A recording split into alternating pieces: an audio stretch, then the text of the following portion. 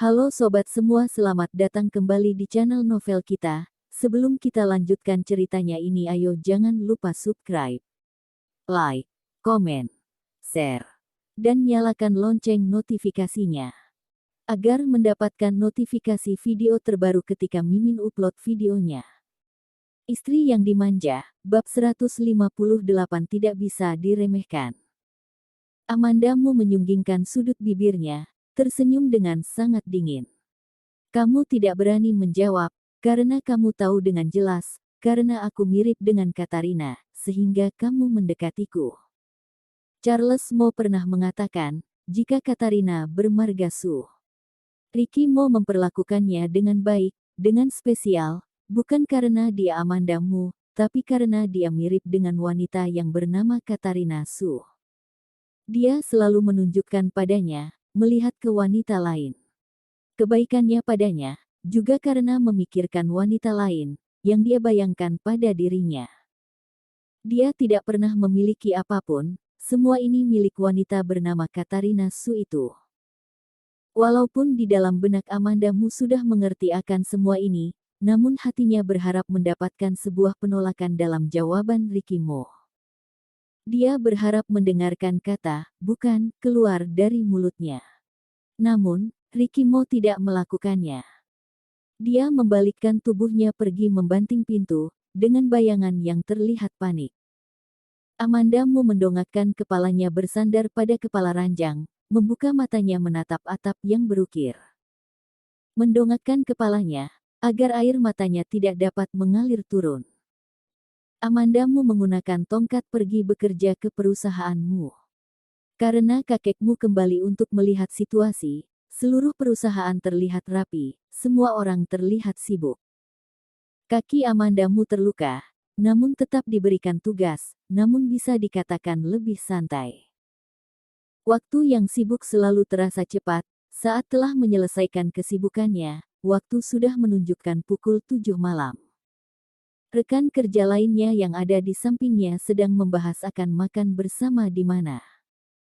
Mereka melihat Amandamu yang juga masih berada di sana, entah hanya sekedar sopan santun atau bertanya dengan tulus. Amanda, apa kamu ingin pergi bersama? Baiklah. Amandamu berucap sambil tersenyum. Mereka tercengang sejenak, seperti merasa sedikit terkejut. Namun akhirnya Amandamu tetap saja tidak bisa pergi makan bersama mereka, karena Lucy Sen meneleponnya, meminta bantuannya untuk mengantarkan setelan pakaian. Saat mendengarnya Amandamu merasa masalah ini sepertinya tidak mudah. Apa yang terjadi di sana? Panjang jika diceritakan. Yang terpenting sekarang aku terkurung di dalam ruang ganti, dengan telanjang, tidak ada pakaian di tubuhku, bisa saja ada orang masuk ke dalam sini. Suara Lucy Sen terdengar sangat tenang, Amandamu merasa sedikit panik. Kirim alamatnya padaku, aku akan segera ke sana. Tiba-tiba dia teringat saat Lucy Sen baru memasuki dunia hiburan, dia sering mengeluh dengan Amandamu, bagaimana orang-orang itu mendapatkan orang baru, yang sangat tidak tahu malu. Bahkan Lucy Sen pernah mengatakan, biarkan saja keluar dari dunia hiburan, lagi pula aku akan berbaring saja di rumah tidak melakukan apapun, dan juga bisa melewati hari dengan santai. Akhirnya keesokan harinya saat langit bahkan belum terang, dia telah bangun menghadiri banyak acara. Karena dia menyukai akting. Seseorang yang tidak memiliki keinginan apapun, bisa membuat hidup orang menjadi lebih mudah. Namun, jika kamu sudah memiliki benda yang kamu inginkan, memiliki kemewahan, maka kamu akan menjalani perjalanan yang sangat sulit. Sama seperti saat dulu dia menerima Ricky Mo, sejak saat itu, dia tidak pernah melalui jalan yang mulus. Terluka, terjatuh, dicampakkan, semua itu adalah pilihannya. Jika sekarang dia memilih untuk mundur, apa semuanya akan kembali menjadi seperti semula. Amandamu tidak memikirkannya lagi, langsung menaiki mobil pergi ke mall, dengan cepat membeli pakaian untuk Lucy Sen. Tempat Lucy Sen pemotretan untuk iklan di sebuah studio sementara, bahkan ruang ganti pun juga dibuat seadanya, sangat tidak aman. Setelah Amanda Mu masuk ke dalam, setelah beberapa lama akhirnya menemukan ruang ganti. Sepanjang perjalanan dia memanggil dengan pelan. Lucy. Akhirnya di sudut ruang ganti yang kecil itu dia menemukan Lucy Sen. Amanda, kamu sudah datang. Suara Lucy Sen terdengar sedikit parau. Saat Amanda Mu baru saja masuk ke dalam, dia merasakan suhu ruang ganti sangat dingin. Orang-orang itu bahkan mematikan penghangat. Ini terlihat jelas ingin membuat Lucy Sen mati membeku.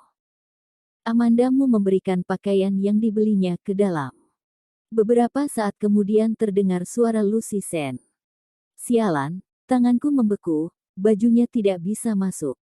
Tiba-tiba Amanda Mu merasa dirinya telah khawatir berlebihan. Amanda Mu hanya bisa masuk membantunya mengenakan pakaian. Selesai memakai pakaian, Lucy Sen terkikik berucap, "Jika kamu seorang pria, aku akan menikahimu." Mimpi saja. Amanda Mu mendengus sejenak. "Jika aku pria, aku pasti akan mencari wanita sepertiku." Lucy Sen. Saat kedua orang itu akan keluar, terdengar suara percakapan dari luar. "Lucy ada di dalam ruang ganti yang mana? Cari saja satu-satu, ruangan ini sangat dingin, ditambah lagi dia tidak memakai baju memangnya bisa bersembunyi di mana?" Cara wanita-wanita ini benar-benar berbeda setiap harinya. Aku pernah melihat film Lucy, wajahnya tidak pernah tersentuh pisau bedah, tubuhnya juga bagus, mungkin saja nanti masih bisa disentuh. Lucy Sen mendengar sampai di sini, sudah merasa tidak tahan, ingin melangkahkan kakinya untuk keluar. Amanda Mu menghentikannya, berucap dengan pelan. "Tunggu mereka kemari, kemudian hajar mereka, bawa mereka ke kantor polisi, jika kamu keluar sekarang mereka akan kabur." Akhirnya Lucy Sen mundur kembali dengan emosi yang belum mereda. Dengan cepat kedua pria itu menemukan ruang ganti yang terdapat Lucy Sen dan Amanda Mu.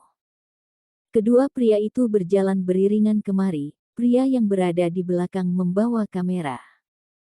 Lucy Sen yang sudah tidak bisa menahannya, langsung memberikan sebuah tinjuan ke arah wajah pria itu. Pria di belakangnya yang membawa kamera melihat hal itu langsung mencoba untuk kabur. Amanda Mu yang membawa tongkat langsung melompat ke arahnya mengayunkan tongkatnya dengan kuat ke atas kepala pria itu. Tidak lama kemudian Lucy Sen telah membereskan dua pria itu, tangannya mencekik satu, kakinya menginjak satu. "Orang yang membayar kalian untuk mengambil foto telanjangku, pasti orang yang bodoh kan? Hanya untuk sebuah foto, mengeluarkan biaya yang besar." Mendengar Lucy Sen yang berucap seperti ini, Amanda Mu mulai merasa takut. Untung saja orang yang ingin melukai Lucy Sen adalah orang yang bodoh. Lucy Sen dan Amanda Mu melapor polisi, bersama-sama pergi ke kantor polisi. Setelah polisi melihat tidak ada kerugian pada Amanda Mu dan Lucy Sen, dia kembali melihat kedua pria yang hidungnya telah membiru dan bengkak yang ingin mencuri foto, wajahnya terlihat sedikit aneh. Perempuan zaman sekarang, kemampuannya bertarung benar-benar tidak bisa diremehkan. Kedua orang itu belum menyelesaikan laporan mereka, Ricky Mo dan James Gu telah datang. James Gu terlihat datang dengan terburu-buru. Rambutnya sangat berantakan, tubuhnya mengenakan kot, kerah sweater turtleneck-nya terlihat yang satu mengarah keluar dan sisi lainnya mengarah ke dalam. Saat sampai dia langsung berlari ke hadapan Lucy Sen, bertanya dengan panik. "Lucy, kamu tidak apa-apa kan?" Lucy Sen berdehem sejenak kemudian berucap, "Tidak apa-apa. Hanya merasa sangat menakutkan." Amanda Mu merasa sekujur tubuhnya bergetar, walaupun baru saja sudah mendengar Lucy Sen yang berucap dengan nada seperti itu, namun dia masih saja merasa bulu kuduknya berdiri merinding. Namun James Gu berpikir itu benar. Jangan takut, aku akan membantumu menghabisinya." Polisi itu membuka suara. "Ini kantor polisi." Lucy Sen menolehkan kepalanya menatap polisi, menghela nafas, berucap dengan lembut. "Sungguh bukan aku yang memukul mereka, tapi mereka yang jatuh sendiri. Membuka matanya lebar berucap omong kosong, yang berucap tentu saja Lucy Sen. Benar. Kami berdua ini perempuan. Bagaimana mungkin bisa memukul mereka hingga seperti itu? Ditambah lagi dengan kakiku yang seperti ini. Amanda Mu berucap dengan raut wajah bersungguh-sungguh, hingga membuat polisi itu percaya. Bersambung.